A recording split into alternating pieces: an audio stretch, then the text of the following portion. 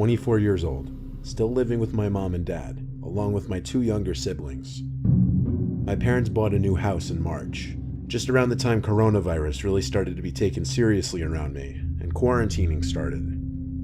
So we were in the unpacking and settling in phase during all of this. My room is actually in the basement, which I don't mind. It's furthest away from my parents' room. It's technically just an extra room in the house, not really meant to be a bedroom, but we made it one. Plus, my parents figure I'm going to be moving out soon, so why give me one of the better rooms in the house? The basement in this house is huge. It's really cool, and I get to feel like it's kind of my own basement in a way because of my room. But right off the bat moving here, weird things would happen. Inside my room, mostly at night, I'd hear strange sounds inside the walls. I knocked on the wall and it seemed to be hollow. There's a vent in the room. I thought maybe there was an animal in the vents. I used my iPhone flashlight to get a look inside, but I couldn't really see anything. Whatever, house noises, I figured. If it persisted, I would tell my dad to look into it. I set up my Xbox on the basement TV. In fact, I usually just chill in the basement instead of my room. I used the 50-inch TV my dad set up down there. One night on the first week in the house, I was playing Warzone on my Xbox when I heard this distinct sound come from the side of the basement where my room was. It was muffled by a wall, which led me to believe it came from my room. I went to quickly check inside my room, and it was empty.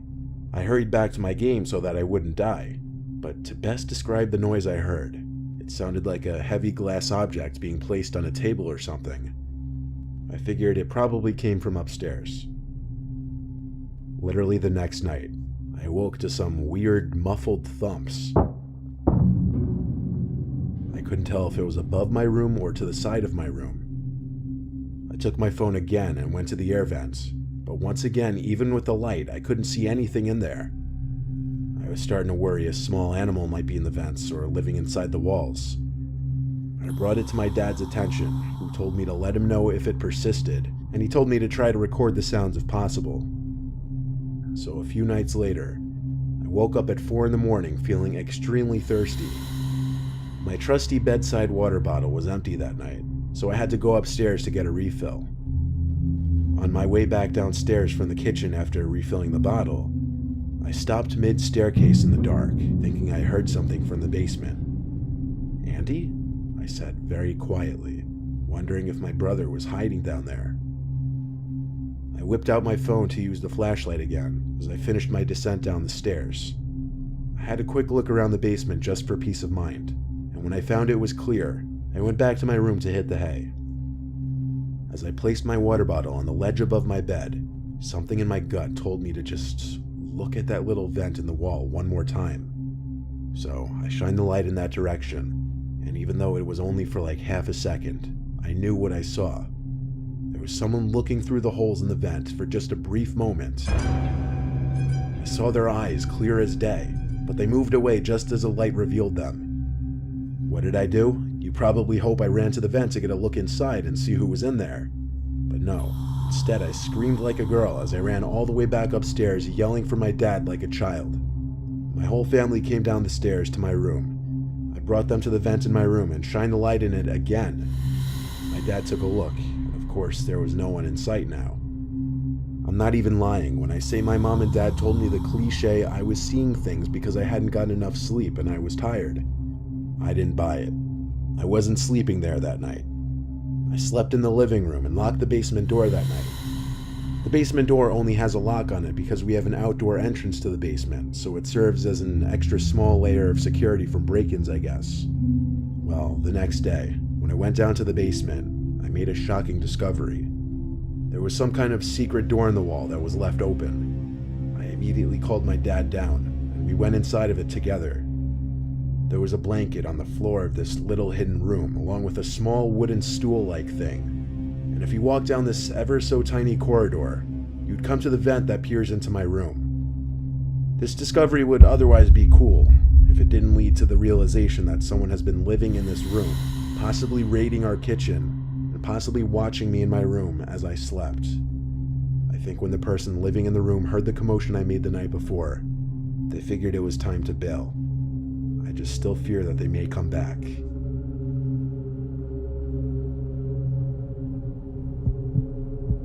Modern life is really good at keeping us awake. Sometimes the lights go out and the mind goes on. Maybe your social feed is keeping you up, or tomorrow.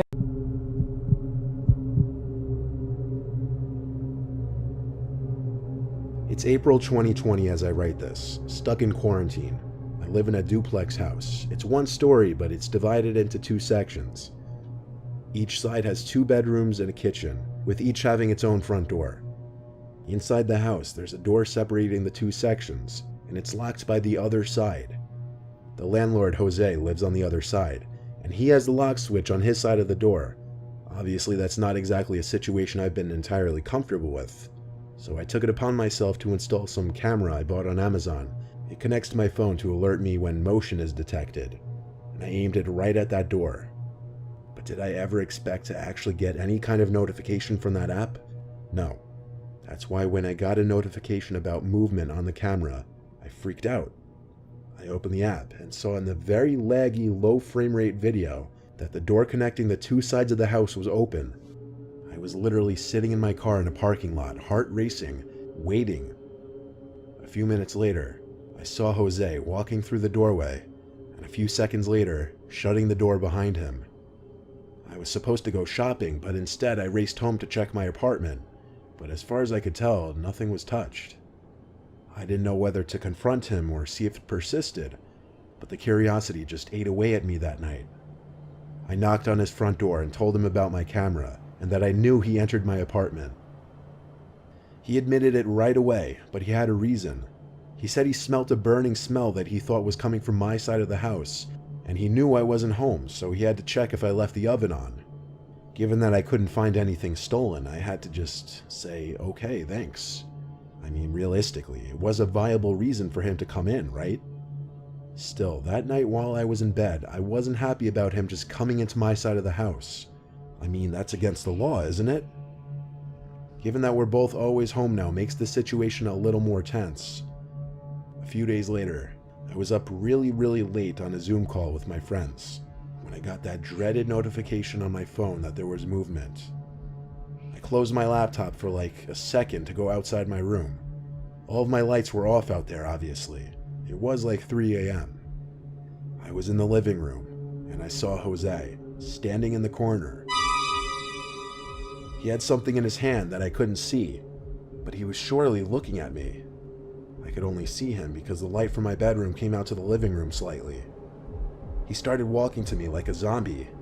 I told him to chill out as I backed away into my room. When I saw him still approaching me with this lifeless posture, I slammed the door shut and locked it. He started to pound on the door with some blunt object and tried the doorknob. I yelled at him to stop before I called the police. And just like that, he stopped, and a few seconds later, I heard the door separating the apartment slam shut. I peeped into the outside, and he appeared to be gone. I got the police on the phone and had them come to the house. We got Jose to come to my side of the house. He claimed he didn't remember a thing, and as the 4 of us watched the footage on my phone of him entering my side of the apartment, he had this look of fear and remorse. That's when he claimed he has a sleepwalking problem that's gotten worse recently, and he's on a bunch of medications. The police asked me if I wanted to press charges. I looked at Jose and said no. However, as soon as the police left, I barricaded that door with my dresser and started looking for new apartments. I haven't seen Jose since, and I'm not staying here much longer. I don't think I believe his sleepwalking story. It truly seemed he was trying to hurt me that night. What is this world we live in? Is 1 minute always 1 minute?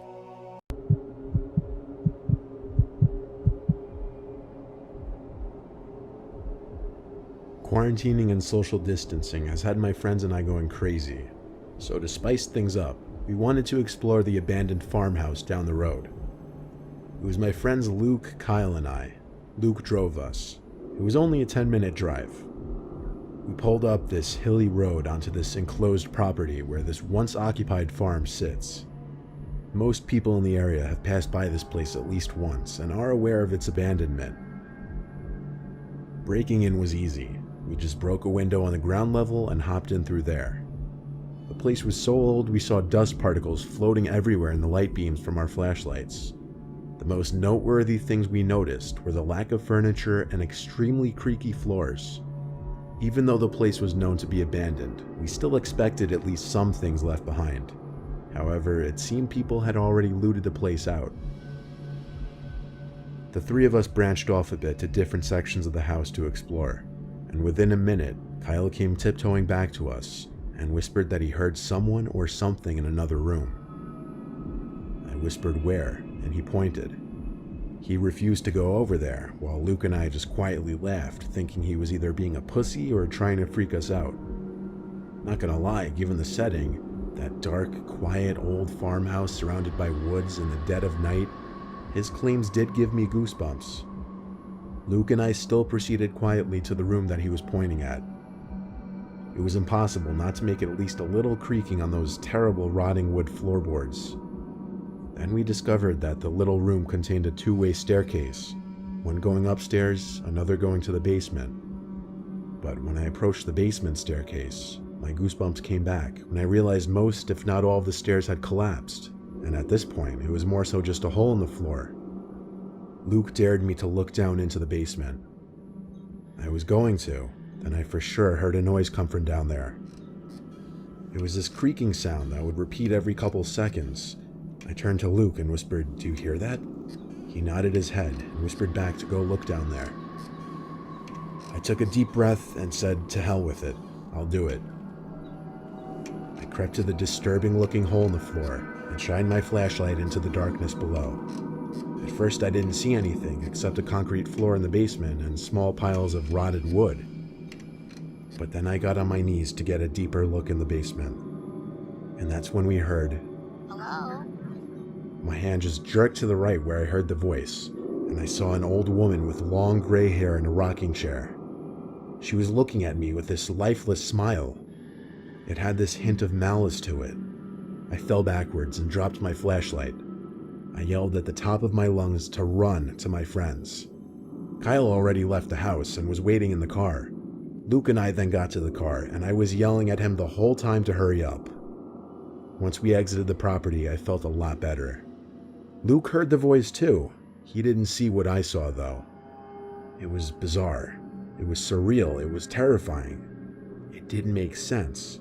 Why was she down there? How did she get down there when all the stairs had collapsed? What else was down there? All these unanswered questions are made creepier when you remember that farm has been abandoned for years.